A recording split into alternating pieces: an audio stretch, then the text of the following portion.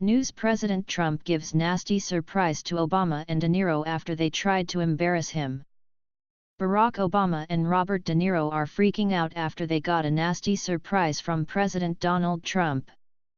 Not only are they freaking out, but De Niro is such a hothead, he is lashing out directly at Trump, while Obama's reaction is just plain pathetic. You're going to love their meltdown, as the president's surprise is something all freedom-loving Americans agree is the right thing to do.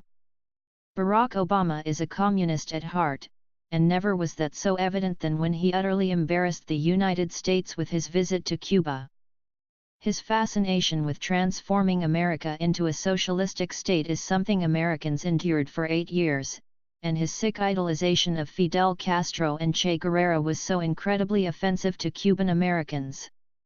Robert De Niro is just a washed-up actor who has made it clear that he hates President Trump. He's on the record saying Trump is so blatantly stupid and stating, "I'd like to punch him in the face." He also thinks Barack Obama was the best president ever. De Niro is also a lover of Cuba and communism. While Obama was president, he spat in the faces of the suffering Cuban people with his policy changes. Former President Obama worked to enact several changes to Cuban policy during his tenure in office. He ended the policy known as wet foot, dry foot that gave Cuban illegal immigrants a path to legal status, opened travel to the island nation, re-established diplomatic relations and loosened restrictions on doing business in the country, reports Daily Caller. So, when the news broke Sunday that President Trump is rolling back all of Barack Obama's Cuba policies, it caused Barack's head to spin, while Bobby De Niro responded by cussing out Trump at Brown University. Ever so eloquent with his words, De Niro told the Brown graduates that, in movie terms, the country was once an inspiring, uplifting drama but now has turned into a tragic dumbass comedy.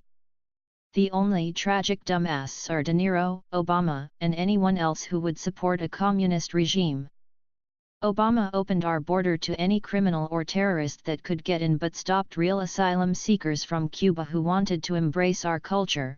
That's what he did when he stopped the wet foot, dry foot Cuban policy. Imagine living in a communist country where you are not free, where the government controls your every waking hour and people get taken away in the middle of the night never to be seen again for just speaking out against the dictators. Imagine you are so desperate to taste freedom that you'll throw yourself on an inflatable raft and venture across shark-infested waters, hoping to get to Florida. That's exactly what Cuban refugees endure, and Obama crushed those Cubans' hopes and dreams when he sided with the Castros and denied asylum seekers entry into America. He sent them back to those murdering communist thugs, who would torture and kill them. Liberals applauded Obama siding with the Cuban regime, sending back the Christians, as Cuba is 70 to 80% Catholic, but they are all for Islamic terrorists having open access to this country. What a bunch of hypocrites! Now, President Trump is wiping out Obama's Cuban legacy, and once again, real asylum seekers who want to embrace our culture will be given refuge if they are lucky enough to get to Florida on their makeshift rafts. According to Cuban expert Humberto Fontova, Castro jailed and tortured political prisoners at a higher rate than Stalin during the Great Terror and murdered more Cubans in his first 3 years in power than Hitler murdered Germans during his first 6, reported Daily Wire. That's the kind of people Obama loves and wants to reward, as he did when he enacted his Cuban policies and then slapped Americans in the face with his high-profile visit with Raúl Castro, a murderer. Thank God for President Trump, who is righting all the wrongs of the Obama administration. Once again, Americans can hold their heads up high knowing we have a president who understands the essence of what this country was founded on.